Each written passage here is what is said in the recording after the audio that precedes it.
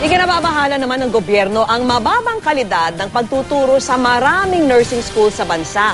Batay na rin sa mababang passing rate ng mga ito sa nursing licensure exam. Kaya utos ni Pangulong Aquino, imbestigahan ang mga eskwelahang ito dahil baka raw ginagatasan lang ang ating mga kababayan.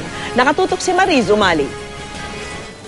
Hindi lingid sa kalaman ni Pangulong Noynoy Aquino ang kalidad ng ilang nursing schools sa bansa. Kaya sa pagharap niya sa anibersaryo ng Commission on Higher Education, naging maanghang ang kaniyang salita.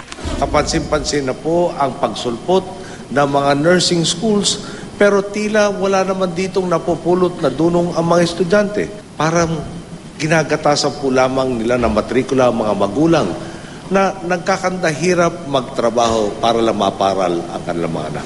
Ikinababahala ito ng pamahalaan lalo't mahigit 80 paaralan na may nursing programs ang may 30% o mas mababa pang passing rate sa nursing licensure exam mula 2008 hanggang 2010. Sa pinakahuling nursing licensure exams noong December 2011, 33.92% lang ang nakapasa.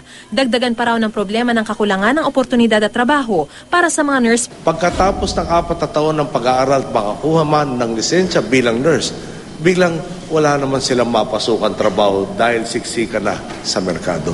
At kapag nangyari ito, paano ba mababawi ang ipinuhunan sa kinabukasan? Sa datos ng CHED, nasa kulang-kulang 300,000 lisensyadong nurse na ngayon ang wala pa rin makuhang trabaho.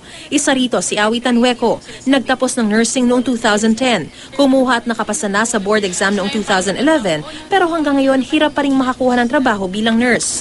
Frustrated kasi syempre, nagpakahirap din ako for 4 years. Tapos wala namang, parang hindi ko pa na-apply. Gusto ko sana mag-serve within the country lang. Kaso nga, yung opportunity for you to become a nurse, parang ang hirap kuhanin dito sa country natin.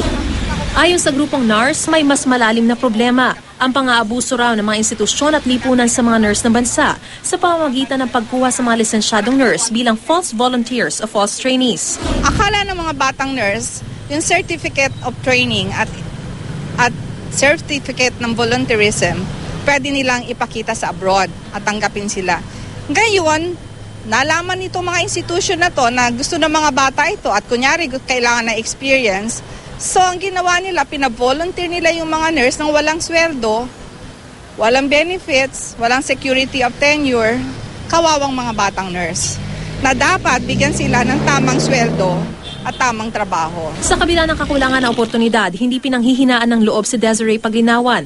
Ito po yung gusto kong career, saka alam ko pong mapapatuloy ko po yung pagiging nursing ko hanggang pagtapos ko po, makakatulong pa rin po ako sa magulang ko.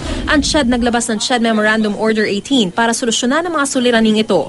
Sa 491 nursing schools sa buong Pilipinas, 25 nursing programs na naipasara mula noong 2009 matapos bumagsak sa pagsusuri ng ahensya. 83 nursing schools na rin ang nakatakdang ipasara ngayong taon dahil sa mababang passing rate sa mga board exam. Seryoso tayo rito at patuloy nating tinutugunan itong panawagang ito na linisin yung at alisin o pasara ang mga substandard programs. Mariz Umali, Nakatutok, 24 Oras.